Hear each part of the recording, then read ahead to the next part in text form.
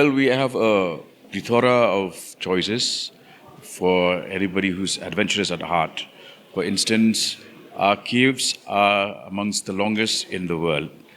There are caves which are as long as 23 to 30 kilometers. So caving itself is a huge experience for adventurers here in Meghalaya. Then we also have water sports, various forms of it, like kayaking, canoeing, rowing, which again you will experience at lakes like Omiam Lake, the Dauki Penangchnong Lake, and rivers across the state. Also, the mountain climbing, rock climbing is another very pleasurable activity.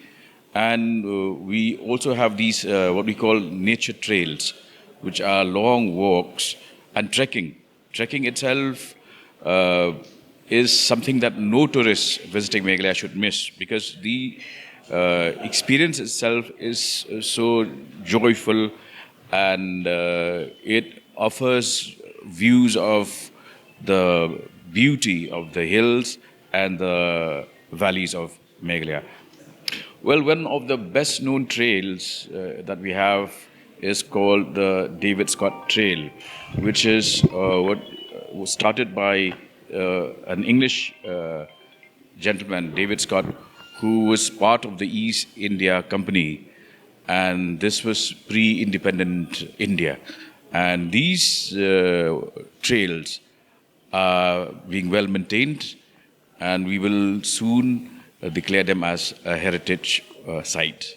Yes. Well, the foremost importance of having such a conference is the ability of various stakeholders from various parts of the country to ideate and come to a point of synergy. For instance, there is need for adventurers of various states to share ideas, to share treks, and to visit each other's states. Also, such a platform introduces Meghalaya to the rest of the country, and adventurers of all hues and colors can then be drawn to visit the state. We've done a lot and are still continuing to do a lot. For instance, adventure tourism is part and parcel of our tourism policy. That apart, very soon we will be having at Sora, Cherrapunji, walk trails, which is being funded by Government of India, and we expect to draw a lot of footfalls once this project is completed. Absolutely, because adventurers tend to not just visit a site for a couple of hours. They would love to stay back, immerse in the experience of that village. So it's somewhere between 2 to 5 days that they would like to stay in a particular village, and therefore it benefits the local economy.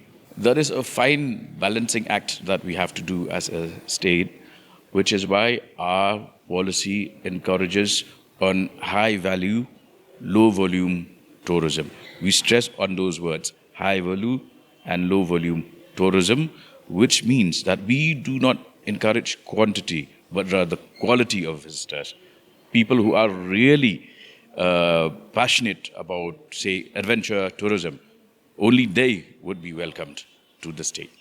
You know, through the various initiatives, we have state-funded projects, we have EAP projects funded by the World Bank, by the ADB, by the NDB. Then we have Government of India interventions where there is a 90-10 share basis. All of these projects are now being fully exploited in order to ensure access to various adventurous sites. And once the access to those villages is improved, we will expect the footfalls to increase manifold.